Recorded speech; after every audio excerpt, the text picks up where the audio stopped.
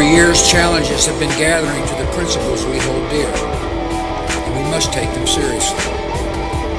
Some of these problems are external and obvious. Here in New York City, you know the threat of terrorism all too well. Hypocrisy. Gorillas sailing ships, gorillas taking trips. Everywhere you look you see gorillas. They sit there in their chairs, they're walking up the stairs, they're riding in their cars. Gorilla movie stars, gorillas in the news, they even play the blues. Everywhere you look you see gorillas. Behind the cash machines, selling gasoline. Gorillas in the house, gorillas all about. It's being fought even now on distant frontiers and in the hidden world of intelligence and surveillance. There is the frightening, evolving threat of nuclear proliferation and outlaw regimes. There's an aggressive challenge by Russia and China to the norms and rules of global order.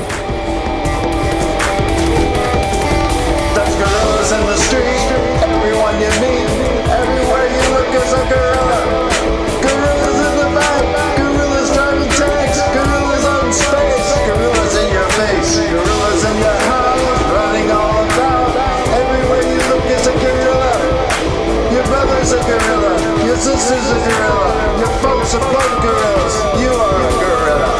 They propose revisions that always seem to involve less respect for the rights of free nations and less freedom for the individual. These matters would be difficult under any circumstances. They are further complicated by a trend in Western countries away from global engagement and democratic confidence. Parts of Europe have developed an identity crisis. We have seen insolvency, economic stagnation, youth unemployment, anger about immigration, resurgent ethno-nationalism, and deep questions about the meaning and durability of the European Union. America is not immune from these trends. In recent decades, public confidence in our institutions has declined. Our governing class has often been paralyzed. The American dream of upward mobility seems out of reach for some who feel left behind in a changing economy. Bigotry seems emboldened. Politics seems more vulnerable to conspiracy theories and outright fabrication. You both were members of Skull and Bones, a secret society at Yale. What does that tell us? Not much, because it's a secret. Is there a secret handshake? Is there a secret code?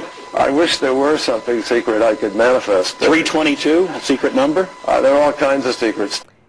Now, as you may know, my running mate, Tim, is Catholic and went to Jesuit schools. And one of the things he and I have talked about is this idea from the Jesuits of the Magus, the more, the better.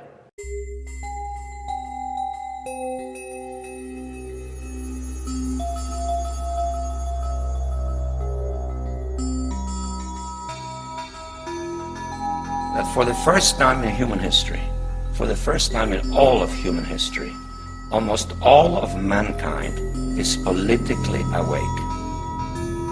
And these new and old major powers face still yet another novel reality, in some respects unprecedented. And it is that while the lethality of their power is greater than ever, their capacity to impose control over the politically awakened masses of the world is at a historical low. I once put it rather pungently, and I was flattered that the British Foreign Secretary repeated this, as follows. Namely, in earlier times, it was easier to control 1 million people. Literally, it was easier to control 1 million people than physically to kill 1 million people. Today, it is infinitely easier to kill 1 million people than to control 1 million people. It is easier to kill than to control.